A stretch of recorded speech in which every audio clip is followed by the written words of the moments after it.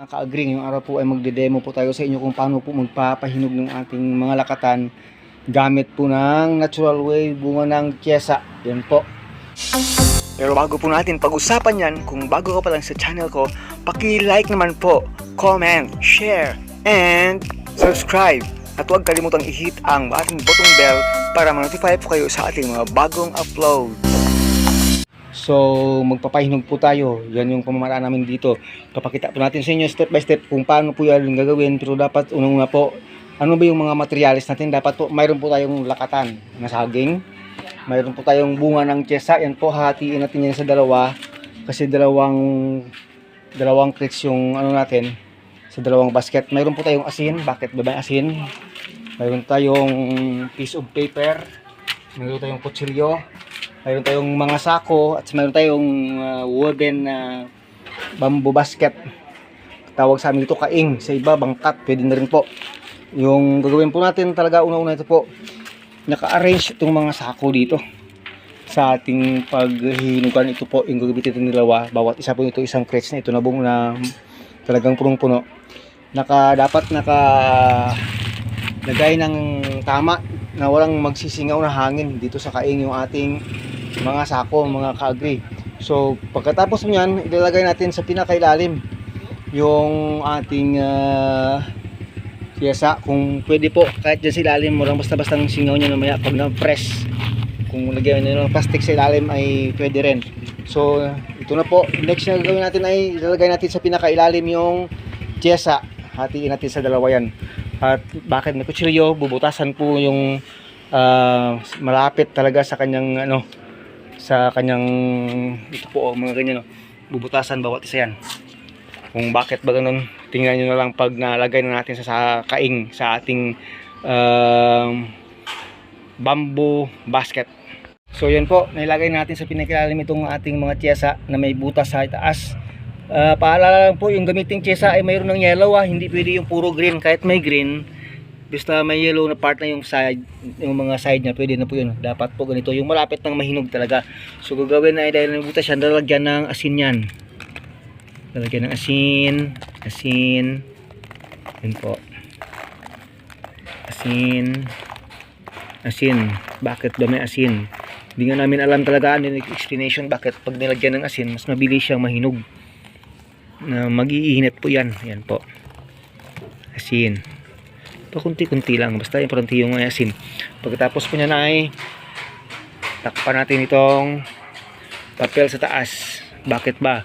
Kasi po pa nakadirektang nakalapat dyan yung ating saging, pwede siyang magkasunog po at didikit dyan. So hindi maging maganda.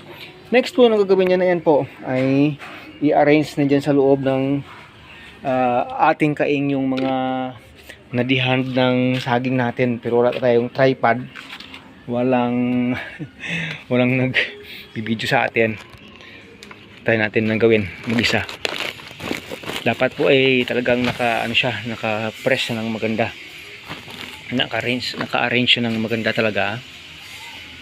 Ito ay dalawang full na tawag na crates, kaya dapat ay dalawang pahinugan rin yung gagamitin.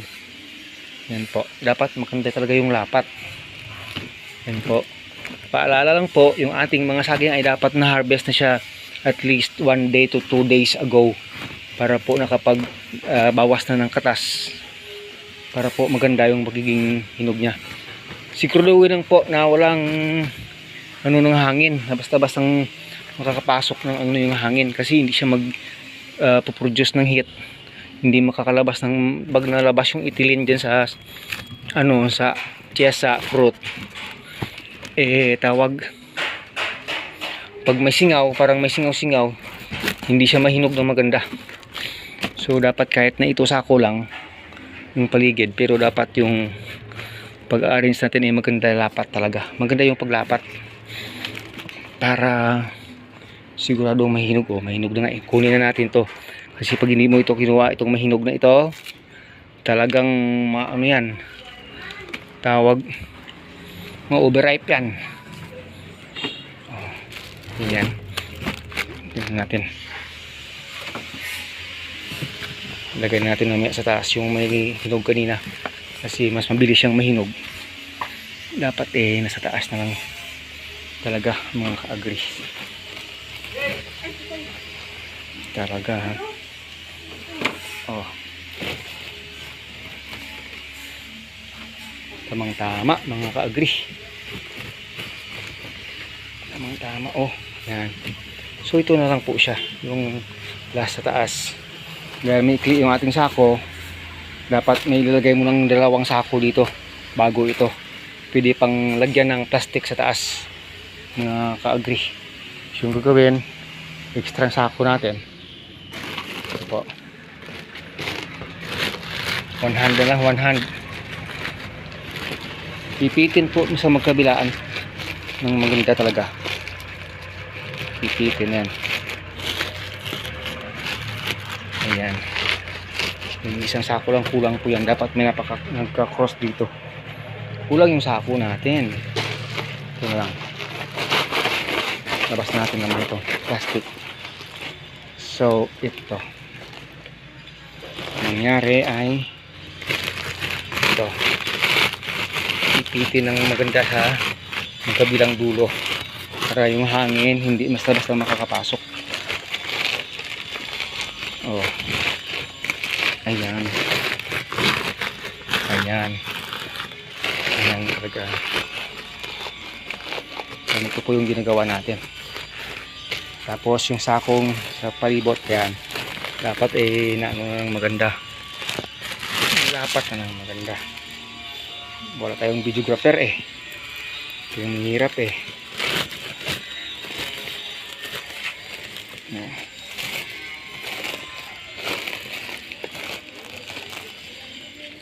Sandali.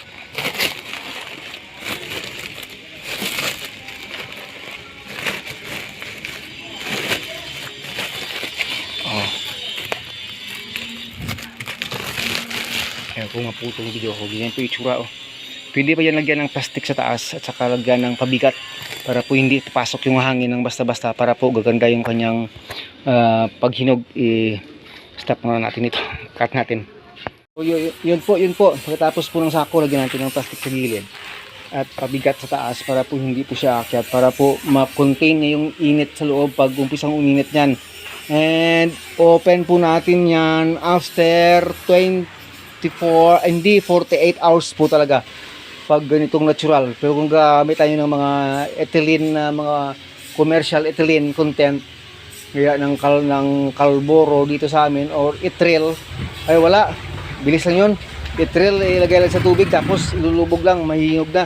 Yung Calboro isang gabi lang. Dapat nakabukas na ito kasi mau-overripe na po siya mga kagri. Kung anong ginawa natin dito sa una dito kanina sa isang crates, dito ganun rin po yung gagawin mga kaagri. So abagan natin after 48 hours.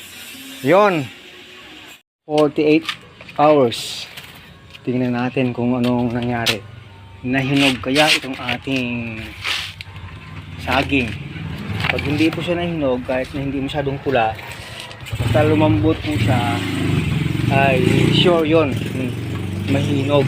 Pero feel ko nahinog kasi mainit sa taas uminit siya. Perfect. Sabi yan po.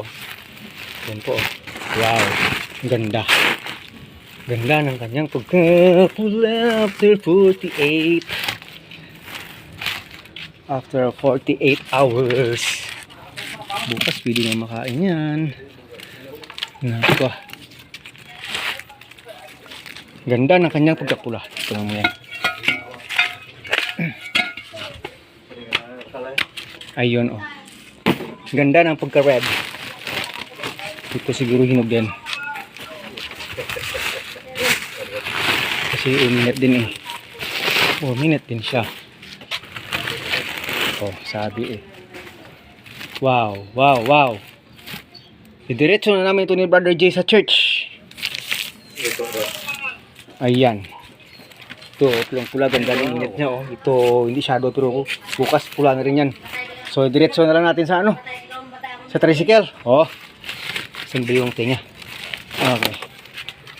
Vlogger Ganun po mga ka-agri kung paano pahinugin yung ating lakatan gamit po ng tiyesa. Andyan pa sa ilalim yung tiyesa. Sigurado hinog na rin yung tiyesa. Paano nung? Kasya kaya yun sa, sa harap? Makakapasok kaya ito? Gilid tapos tali-tali. Oh. Ha? So, bukas. Wow, nangyayari. Okay. Ano yan? Off muna. Tatali pa.